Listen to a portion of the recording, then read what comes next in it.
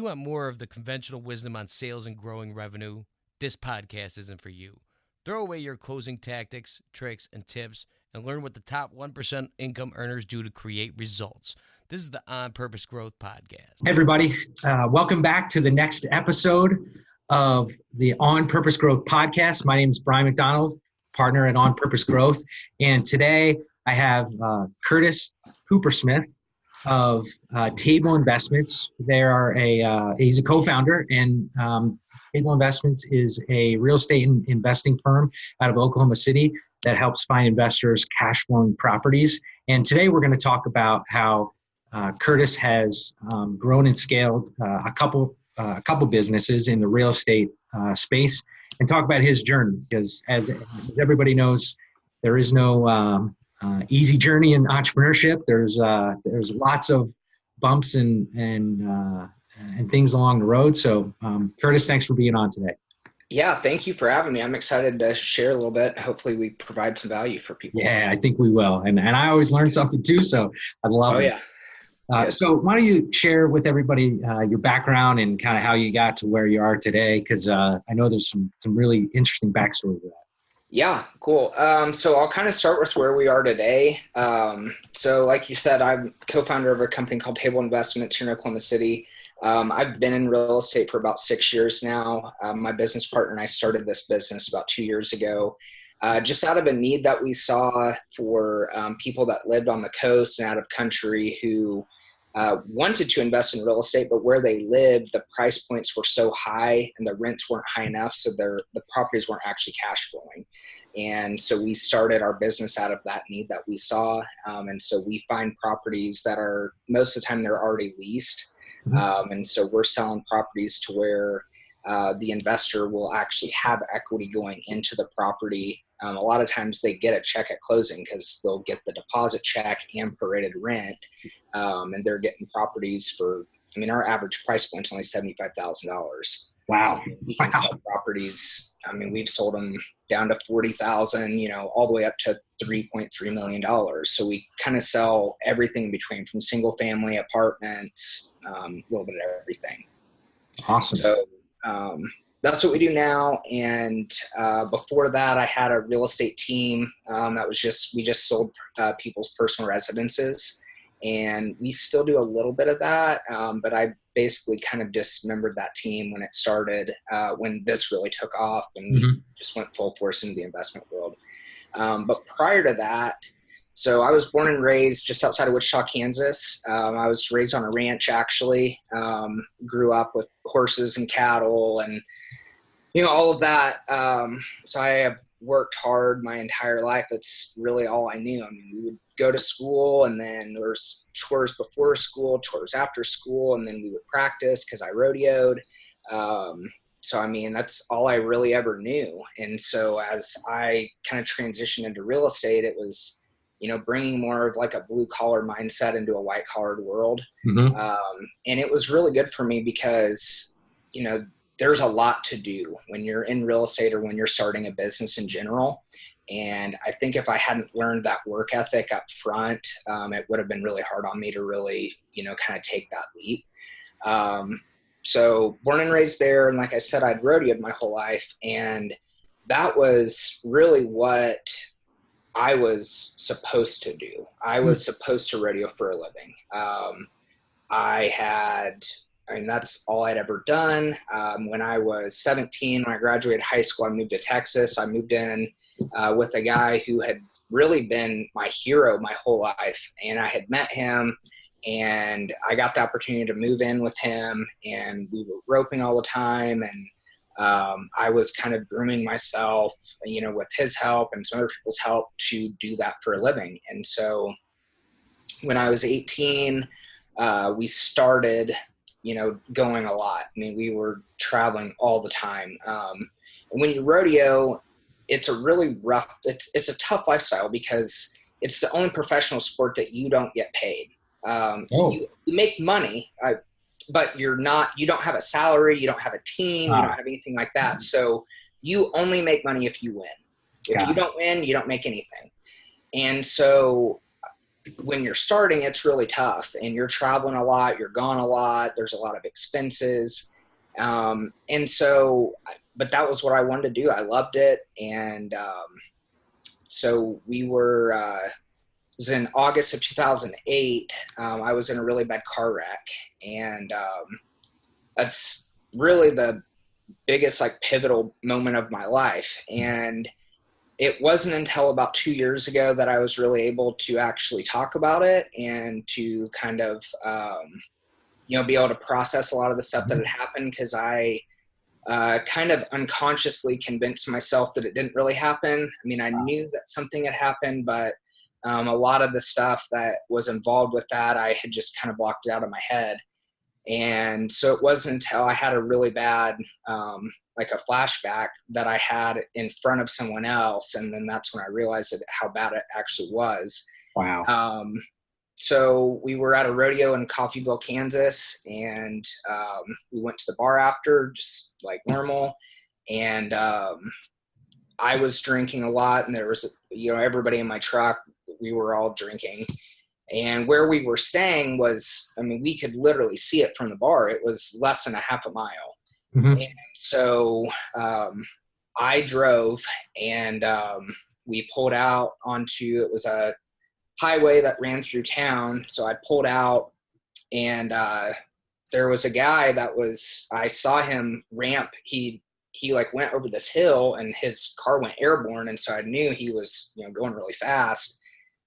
And he got into my lane, and so I swerved back into his lane, thinking, I don't know what the heck this guy's doing. And we swerved back and forth a couple of times, and I finally realized, like, this guy is trying to hit me. He's not trying to get out of the way. Whoa. And so it was, again, it was like an unconscious, just like a reaction, but I had turned one way. He turned to come back into me, and I knew he was going to hit us right at the side.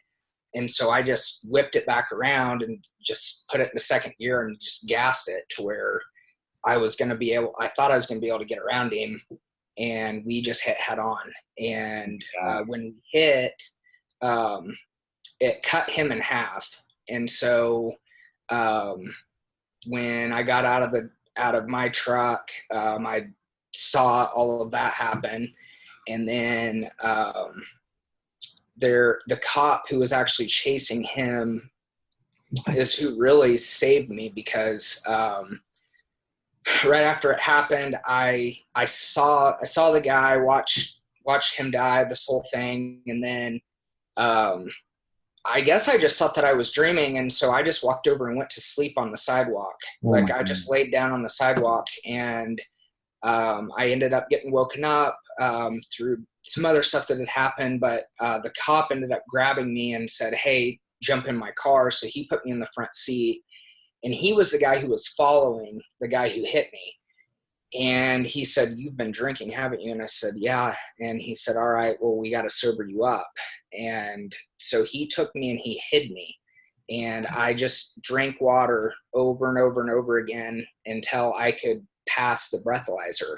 Oh my God. And which ended up saving my life, because he died, and he was drinking and on drugs, but because he had died, I could have gone to jail for vehicular manslaughter if I would have been, if I would have blown a positive breathalyzer test. And so, or I guess a negative breathalyzer test. Yeah. So that whole, him doing that really saved me, because they did we had to go to court over it, and I ended up getting let off because he recorded me doing the whole deal and all of that. So it was a really, it's a very pivotal time in my life. It's like it. Yeah. Well, it was more that, like, it was my dream. It was what I had kind of been groomed to do, and it was what I felt like I was supposed to do. And, to rodeo. And after that happened, I was hurt really bad. And so I couldn't get on a horse for a little while. And I kind of had this feeling in my gut that it was like, this is not what I'm supposed to be doing. Like, I'm supposed to do something else. And I didn't know what that was. So I did try to rope a little bit more. I hurt myself again, just because I wasn't healed. And then I finally made the decision that I was going to quit. And when I made that decision, it was a loss of identity, really. I mean, it was, when I was rodeoing, it was looked down upon if you had a job, because it was the people who had a job didn't know how to win. Like if you roped and you had to get a job, you weren't good enough. And so, it was a very humbling experience. It was a very, having to kind of get rid of what I'd thought my entire life, and, the way my brain was wired and everything. And so it was a really hard time for me there, when that all happened. And so I went from, and basically I had all the freedom I wanted, got to rope all the time, I traveled all the time, to I started working at a call center answering phones at a complete 180. It was at a Western retail company, so it was still in the same industry. And I started making $8 an hour just answering customer service phone calls. And what I didn't know was that was going to lead me to something a lot bigger. So through that company, I did all kinds of different things. I answered phones. I was a buyer in one department. I worked in the shipping department, the receiving department. And I met a lot of amazing people. And one of the biggest things was the owner of that company and then the general manager of that company really kind of took me under their wing, and they taught me a lot. And so that was when I learned about, reading business and leadership books. And so it kind of opened my mind to doing different things. And I still didn't have any money. I'd never had a credit card, and, the money I made rodeoing was, most of the time it was all cash. And so, and it just went so fast. There's so many expenses involved with it. And so I had always kind of been interested in real estate, but I didn't really know anything about it. And there's a lady I worked with who had a house that she had got through a divorce, and basically one day she was just talking about how if she could just get rid of it, she just wants somebody to pay off the mortgage and so she can be done with it. And I started asking her questions, and basically she wanted $50,000 because that was the mortgage payoff. It was 4 acres, right outside of Decatur, Texas, which is right outside of Fort Worth. So it's 4 acres, a 2-bed, 2-bath house with a barn, and it was fenced. So I knew that was a good deal. Like, I didn't know anything about real estate, but I knew that's really freaking cheap. Yeah. So the next day I went to every little bank in town and just begged for money. Nobody would give me a loan, but the last bank I went to, this old man, he was the president of the bank, and he said, look, I can't give you a loan. You don't have anything to, you have nothing. But he said, I believe in you. I'll give you a personal loan.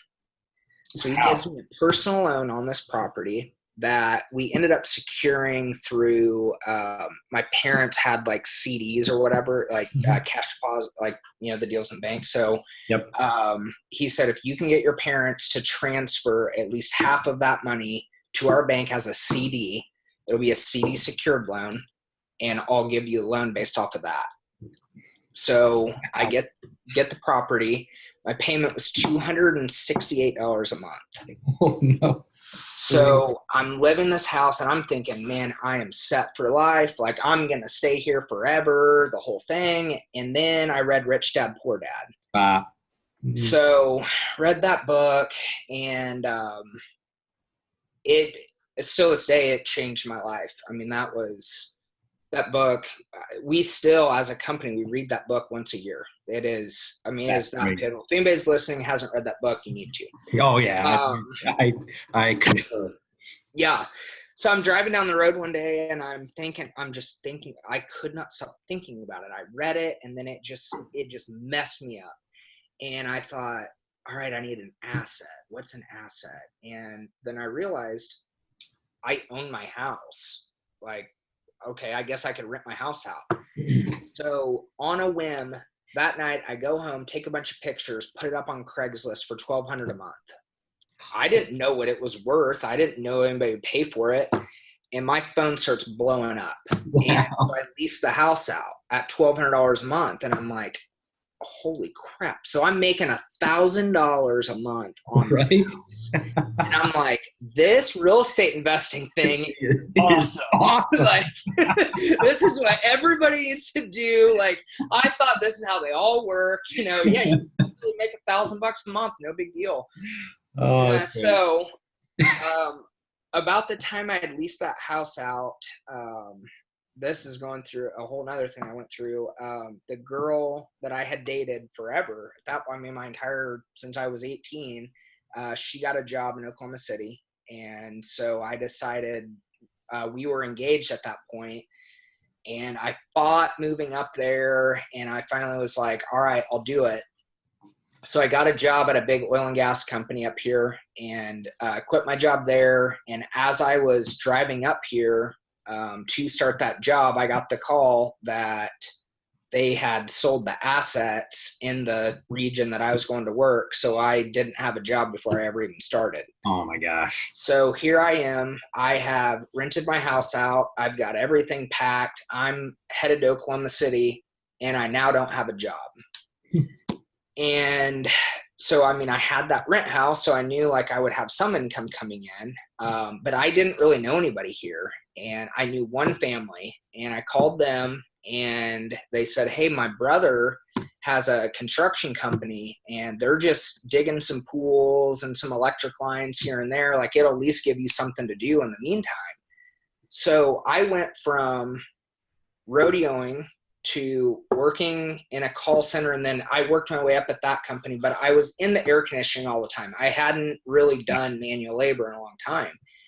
And so I go from that to, I moved here in the end of July, and I start working on oil field locations, wearing FRs and a hard hat, running a shovel and a rake every day.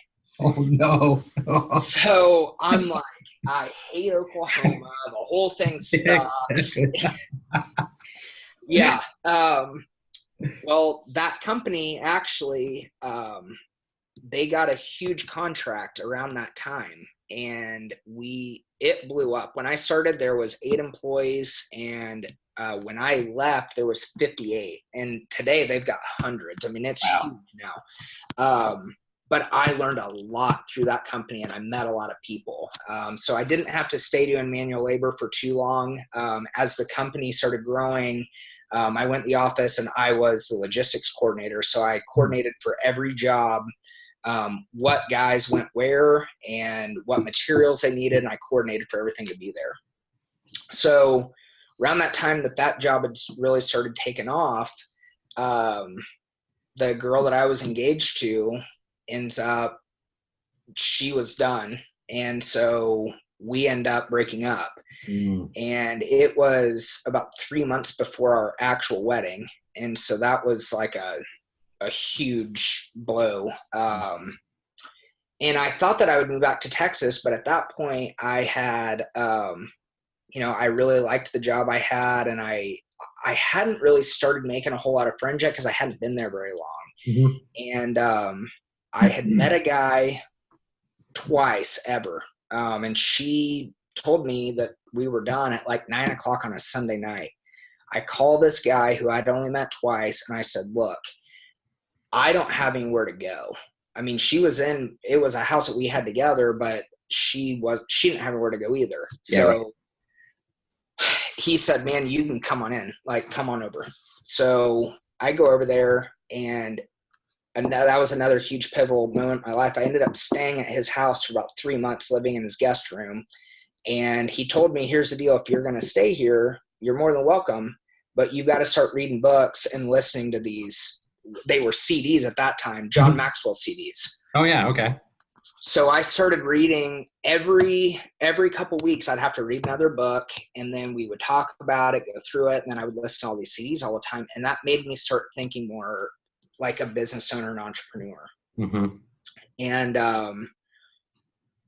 as that started, I still didn't really know where I was going to go, what I was going to do. but I still had that rental house, and I knew that at some point I wanted to own more of those. So I got my real estate license just on a whim, like just another random thought I had, and was like, sure, I'll just sign up and get it. I don't know what the hell I'm going to do with it, but I'm going to get it. Mm-hmm. Get my real estate license, and about the time I got it, I was introduced to Keller Williams, and that again was another huge shift in my life. I had written out about a few months before that, I had written out my goals for by the time I'm 30, I want to accomplish these things. And the number one thing on that list was I wanted to make $100,000 in a year. Like I thought $100,000 in a year. Oh yeah, I would be rich. I'd be set. I would never need anything else ever again. That was it. Yeah. And so I joined KW, and I remember telling the broker, she said, well, how long do you want to keep working at your job? And I said, well, I'm not going to quit my job. I mean, I got to have some guaranteed income. Mm-hmm. And she said, well, what's some of your like 5-year goals? And I said, I mean, I really want to make $100,000 by the time I'm 30. And she said, Curtis, you're going to make that in 6 months. And I said, no way. There is no way. And she said, I promise you, if you do what we tell you to do and you actually work like you say you work, you will. And I did. And I stayed working a full-time job and sold about $6.5 million in volume of real estate. Whoa. In the first 6 months that I was in real estate. So I was selling about $1 million a month, only working nights and weekends. Wow. And I still didn't want to quit my job because I loved it. And I loved the people I was with. And then one day I went in, and the guy that I worked for, he said, here's the deal. If you don't quit, I'm going to fire you because you can't keep doing this to yourself. Like, you are going to die. This is like, really, you have to do this. And so I ended up quitting and got into real estate full time. And so instead of just like telling my whole story, I still have some more points to go, but I wanted to point out some like things that I learned through that was, yeah, please. One, you can be anywhere you want to be in 5 years, anywhere. People, they overestimate what they can do in 1 year, and they underestimate what they can be where they can be in 5 years. Mm-hmm. I mean, it's just amazing to me that the best things that ever happened to me were things that I never thought I would do. They were things that I never planned for. They were like, I had written out so many times, like, this is where I want to go and this is what I want to do. And I've never done any of those things. When I make a 5-year plan, I always end up, something better comes along. Right. So it's like, I might actually attain some of the things that are on that list, but it's always been bigger and better than what I actually could imagine.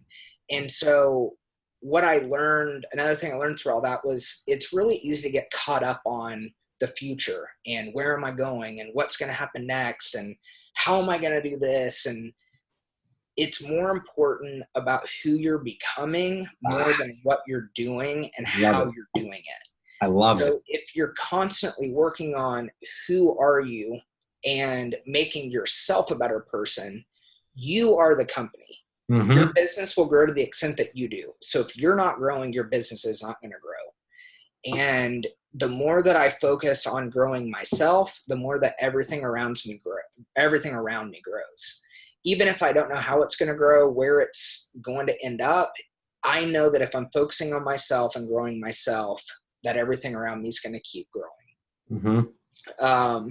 And then the third lesson that I learned through all of that was I had really underestimated myself.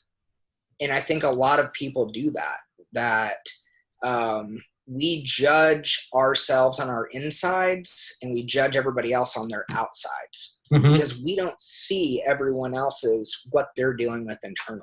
Mm-hmm. And so it's really easy to look at somebody and say, man, you've got it all together. Or they've got it all together. Well, I mean, what do I have? I mean, I'm not that or whatever, but where most people could look at you from the outside and they're thinking, oh my gosh, I wish I could be who that person is. Exactly. And so, I mean, I guess that the main point that I'd want to get across from that is that I'm a kid from Wichita, Kansas on a ranch, and I should not be where I am today. And if you would have asked me 10 years ago if I would be here, I would tell you, hell no, there's no way in hell that I would ever be where I am right now. But I had value inside of me that I didn't even know about yet. Mm-hmm. And there's potential and value in every single person listening to this, every single person on the planet that they don't even know about. And if they can tap into just a little bit of it, they have no idea how far and how great they can go if they'll just tap into it, believe in themselves a little bit to be able to go and just take on whatever they want to take on, instead of just getting trapped and bogged down in, well, this is what my dad always did, it's what my grandpa always did, this is just who I am. You can be whoever the hell you want to be. Mm-hmm. You just have to decide that that's who you want to be, and you can go after it. But just don't get stuck in that mindset of thinking that you don't have the value or you can't do some things. If somebody else has done it, you can do it. And you described many times that you could have just given up and stopped. Yeah. A lot of times. And you didn't, right? I mean, it's, yeah. And the key thing that I observe and hear you saying is anytime that a challenge came up, you describe it as a key pivotal point in your life. And there is a positive context to that. Am I right? Yeah. Oh, definitely. I only have one tattoo. I have it across my shoulder. It's Romans 8:28.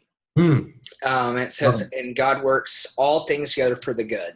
Yep. And so I look back over my life, and it's like I was talking about the pivotal moments. And there's still a couple more that I haven't even talked about yet, but I've gotten to the point now that when something really bad is happening in my life, even though it sucks in that moment and I feel it, I know that there is something really good coming because I'm going through that. And so my whole life has been this, it's just a repeating pattern of something bad happens, something great happens, something bad happens, something great happens. And I think a lot of people, they die in their hurt. So they get hurt, and they might not actually die, but they get stuck in that hurt and in that pain. And it's so easy to do. I mean, it is so easy. I've had so many times that I just wanted to, that I would have rather just died and just given up and stayed there. So I don't judge people for it, and I don't think, but you don't have to. There is a way to get out of that, and there's something better on the other side of it. You're set back for a set up. Yep. And the thing I like about, I mean, you talked about Romans, Luke 9 verse 10 says, let the dead bury the dead and look forward to the kingdom of God. And literally that is what you just described, meaning the people that succeed don't bury the things that they don't spend time burying the things that happened in their past and soaking in them and whatnot. They let it go and they keep moving forward, right? And the people that don't succeed continue to bury the dead. They bury themselves day in and day out and never actually move forward. I'd never thought of that verse that way, but I mean you're so right. I mean, I've gotten I actually, I went through a divorce at the end of this last year. And I had always said that, like, my wreck was the worst thing that ever happened to me. And so I know from that point on that there's nothing worse that can happen to me. And when my divorce started, I thought, man, I'm fine. Like, this is cool. I mean, it sucks, but like, I'm going to get through it. It was the only thing that has been worse than my wreck. I mean, it absolutely devastated me. I mean, I didn't come to the office one time for 2 months. I stayed on my couch. Wow. I had never been at a place where normally you're going through a hard time, you can make a decision. Like every day it's like, all right, I know this sucks, but like I can go forward. When I went through my divorce, and I didn't even feel like I had that choice. It was just like, there was nothing left in me. I was just wiped. And that was probably the main time that I thought, like, I can just freaking die here. I mean, I'll just stay here. I mean, this sucks. And so it's like, it's easy to sit and talk about, not dying in your pain and let the dead bury their dead and all of that. It's another thing to have to go through it again. Yep. It freaking sucks. And I had told people for so long, yeah, you got to move through it. You got to get past it and all of that. And because it was so far in the past, it was easy for me to talk about that. Mm-hmm. And then to have to go through it again, it sucked, but it was honestly a good kind of reminder for me of like, this is the shit you talk about already. You need to be doing this. Like, you can't just sit here like this anymore. So how did you use that to take your business, that experience to take your business to the next level and continue to grow and scale it? So, I mean, just from the divorce aspect, or just in that principle in general? Or well, both, meaning where you not come to the office. Yeah. You were stuck. How did you leverage that experience? Maybe not specifically, maybe just kind of to grow yourself, which in turn grow your business. Man, one of the things that I learned through that was how important it was to have the right leverage in general. So to have the people in place who, if you can't work or you're sick or you want to take off, that you have the people in place where you can do that. So one, I was very grateful that I even had the opportunity to take that time off, because a lot of people don't. Right. A lot of people just they have to keep going forward. And I did to an extent. I was still answering emails and stuff like that, but I really wanted myself to actually feel it. Yeah. Was one of the things.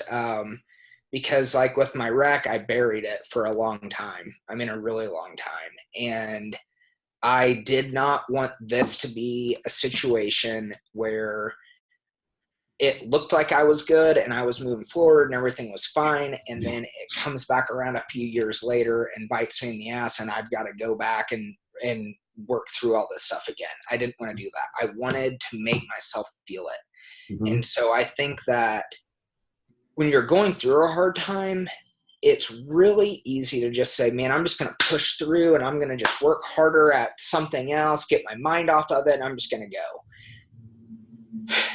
That is good to get your mind off of it after you've worked through it, though. I think that the first step is you've got to take the time to feel what you're going through, let yourself process it, and figure out, where did I mess up? What should I learn from this experience?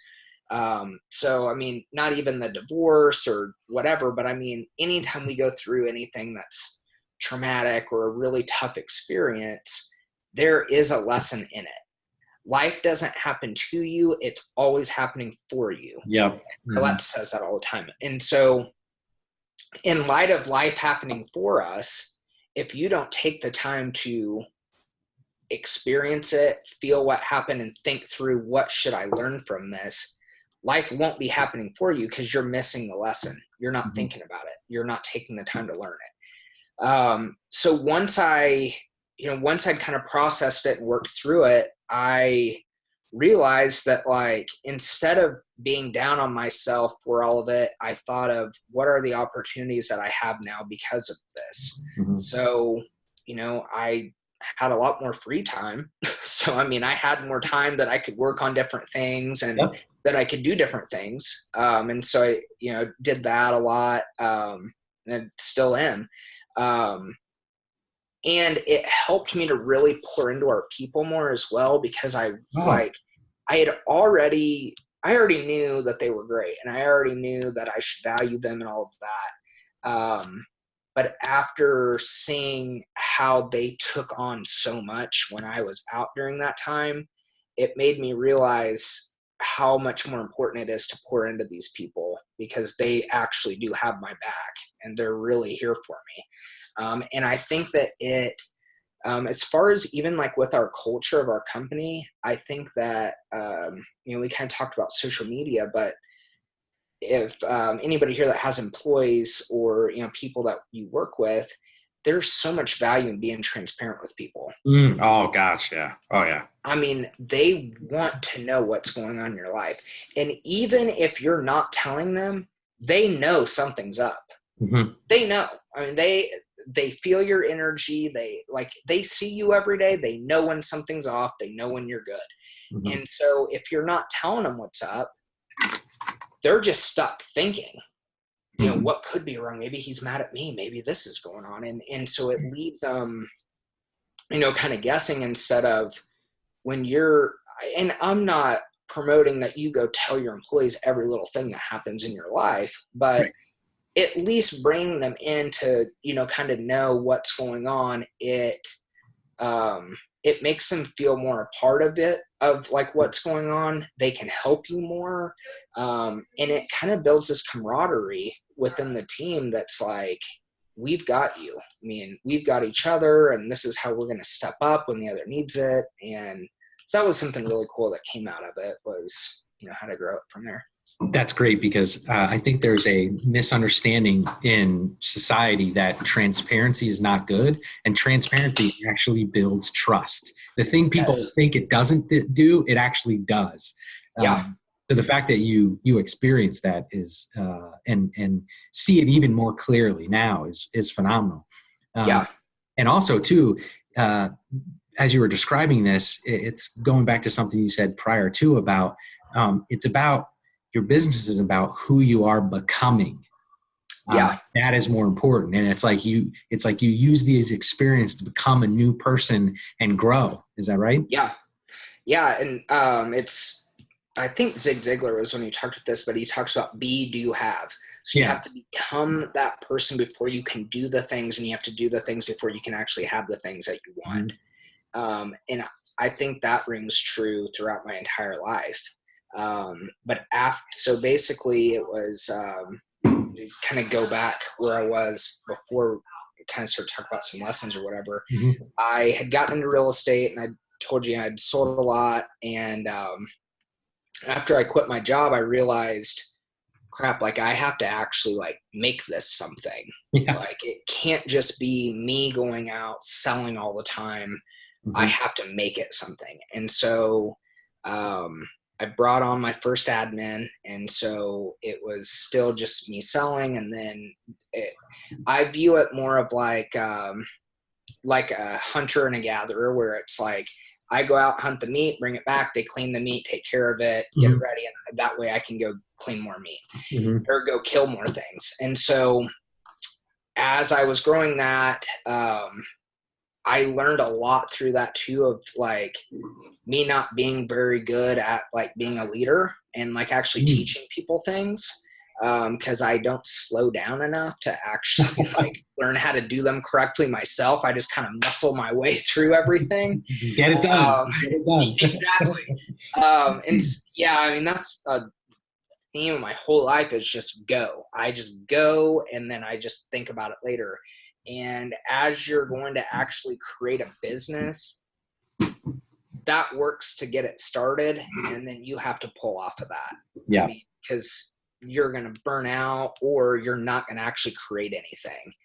But the whole time that as I was building my real estate business, people would always ask me like, are you going to do this forever? Is this what you always want to do?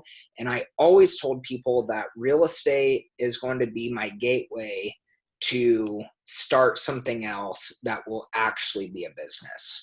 Because I had met so many really high producers that sold real estate, and they would have these huge teams. They'd have all these people around them, and they were still working 12, 15-hour days every day. And I knew that at some point I wasn't going to be able to work that hard, and I wasn't going to want to work that hard anymore. So I wanted to be able to create something that I got to work when I wanted to. And so if I wanted to work that hard, I could, but it wasn't a necessity that I had to work that hard every single day. But I didn't really know what that was going to be. And so I can't go into too much detail on this just because of it was a bunch of legal stuff that had happened. Okay. But basically, there was a group I was working with that was a huge percent. I mean, they were over 80% of my business. Okay. When I was just selling regular houses, they were flipping a lot of houses. And they were doing a lot of illegal stuff that was involving other people's money. And so I found out one day kind of what was happening and got an attorney, and I was told, you have to get rid of everything immediately. Whoa. So 80% of your business needed to go away. It was gone. Wow. And so another thing that was, I mean, it hit me really hard because I'd been on about a three-year streak where, like, I mean, I was making good money. Everything was flowing. I was selling a lot of houses, and I just thought, I'm on this train. It's not going to end. I'm just going to, if I just keep going, nothing can stop this. So when it stopped, it was bad. I didn't have a closing for almost 2 months, and I had 3 full-time employees at that time. And I had every house we had under contract, we had to bust. I mean, so it was, lost everything. And so thankfully, I was able to get some more, like I built back up some more sales and got that going. But through that process, some of the people who had lost money through that called us and said, hey, to try to recoup some income, we want to buy some rental houses there. So my business partner and I had both worked with this other group that things had happened with. And she told me, she said, yeah, I think I'm going to start a company helping people buy investment properties. And I told her, I said, that will never work. It's not going to work. There's not going to be enough people that want that. And that is really, really hard to do. I mean, that is going to be so much freaking work. I said, I'm going to keep building the regular real estate team. And that way, if this fails, you'll have something to come back and do. So she started doing it, and it was working. And so she came back to me and said, hey, I want to pay you per file to have your admin help me with my paperwork. Okay. Deal. We can do that. So we start doing that. And I realized, holy crap, like this is something. I mean, I think this could actually work. And so we start kind of brainstorming back and forth of like ways that we could grow it, different things we could do. And it really kind of accidentally turned into a company. And we really had no idea how big it would be or what it would end up being. But at this point, so like I said, we help people purchase rental properties here, but what we do is we get to the seller first. So we are working direct with the seller and direct with the buyer. But a lot of our sellers, and that's mainly what I do, are people that own big portfolios of properties. Okay. So they own a lot of rental houses. And currently, if you own a rental house, the only way to sell it is you put on the MLS and you have your tenant in the house who has to approve showings. Well, they don't want strangers coming into the house they rent, going through their stuff, all of that. So the tenant either leaves, they decline a bunch of showings, or they trash your house to make it not appealing so that you can't sell it. Right. So that's option number one. Option number two is you just dump it really cheap to somebody locally who's going to buy it and close on it fast. And so we realized that there was this gap there of people who owned rental properties that were in good shape that they don't need to sell really cheap, but they also aren't being able to sell them on the MLS. And so we just kind of came in and filled that gap. Hmm. And so that was mainly what we started out doing. It's still the main, part of the business. But we have a project management side. So we help people do their value add properties. So basically, if you buy something that like a house or an apartment that needs work, we go ahead and coordinate, tell you exactly what needs to be done. We get with the GCs and get you bids for how it's going to work, how much it's going to cost, what needs to be done, etc. Then we do weekly updates to where we're basically the middleman between you and the people who are getting the work done, so that these people are out of town, or even we work with a lot of people in state too, just because it's so much work. And if you don't know what you're doing up front, it's easy to get taken advantage of. So we kind of mind that gap for people. Then on top of that, we're also starting a property management company here pretty soon. And then we also we buy a lot of properties ourselves. So we have a holding company ourselves. So we have quite a few doors just in that. And that's where we're going. And it sounds like everything that you're doing is still in the same direction of this real estate investment. It's just kind of this little tweak, and nothing's slowing you down, and you're creating, those 4 pillars or more than what you described. Yeah. And, we saw that, like I said earlier, every industry is being disrupted right now by technology in some degree. And we looked up and realized that the traditional realtor, person selling real estate, that whole business model, it's going away. I don't think that it will ever be gone.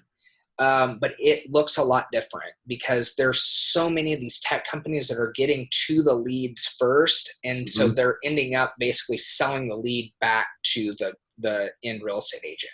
Got it. And so the commissions are going down. There's a lot of stuff. There's just a lot of factors that are eating into that business model. So we knew that we had to do something that was different, to where we can maintain our value proposition as things change. And so the 2 main things that we think about like every day is, 1, how do we make the process simple?